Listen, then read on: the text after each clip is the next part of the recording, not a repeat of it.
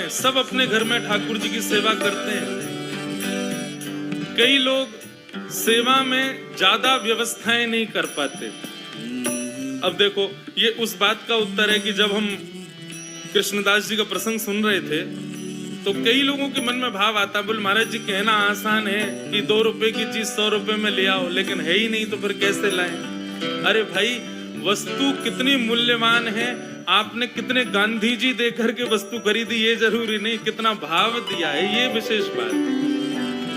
आप वस्तु कोई प्रिय लग जाए ना, नहीं खरीद सकते, नहीं ठाकुर जी को पधरा सकते।